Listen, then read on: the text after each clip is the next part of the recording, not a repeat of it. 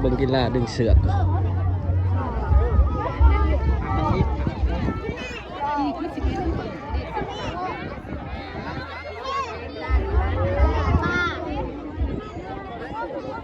ใครว่าซิบบ่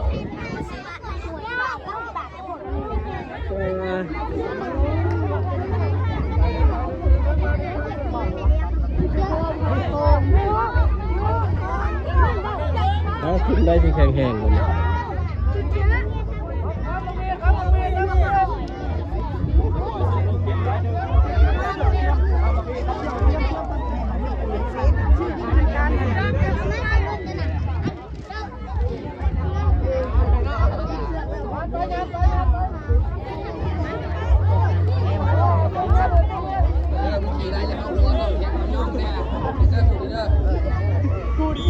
เริ่มพ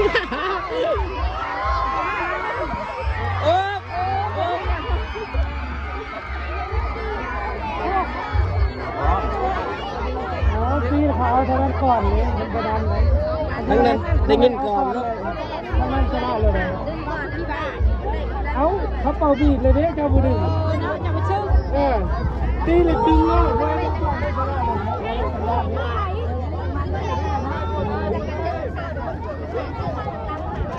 ทีมผู้ชายมาเลย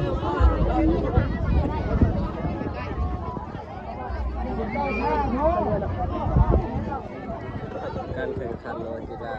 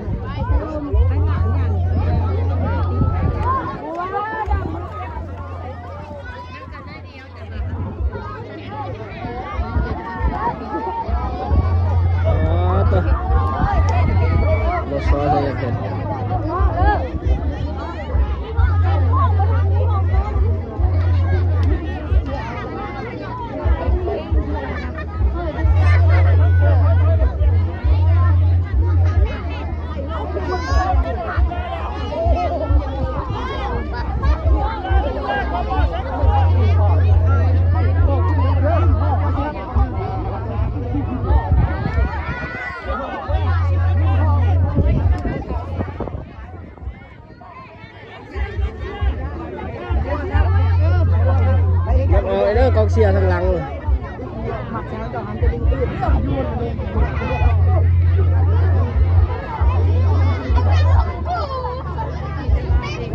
เป็นขันกีฬางานวันศาสตร์ที่2 ธันวาคมยูเซโนเมืองอุทุมพรแขวงสะหวรรณเขตเตรียม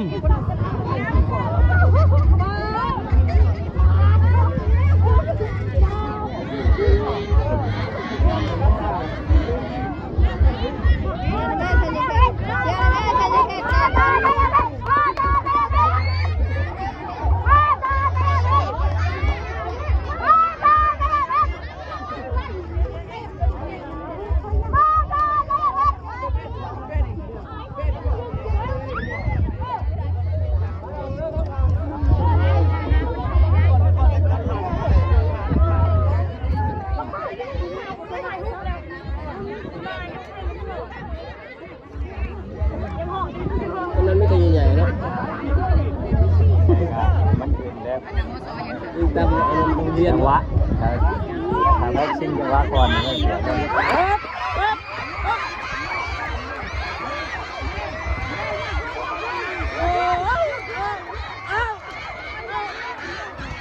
ว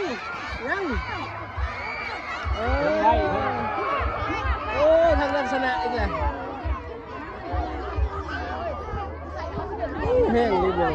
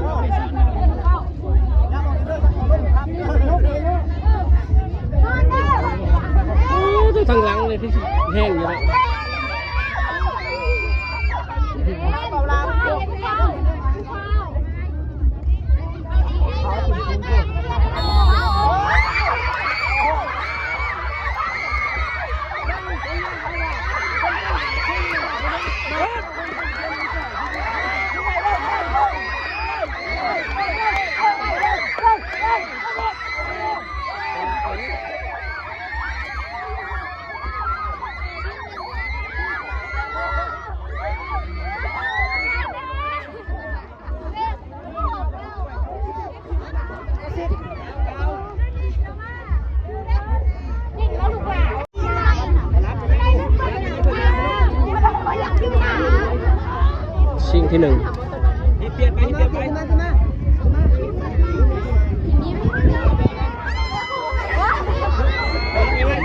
มอต้น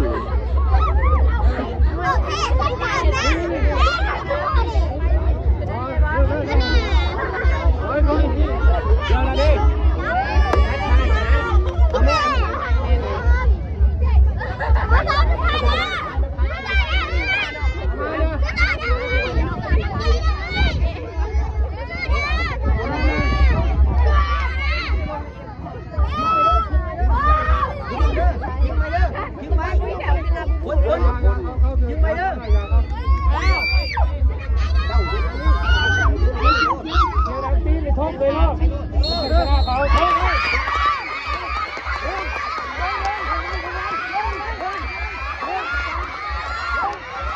จึงไงโอ้ทางนั้นเลยแซม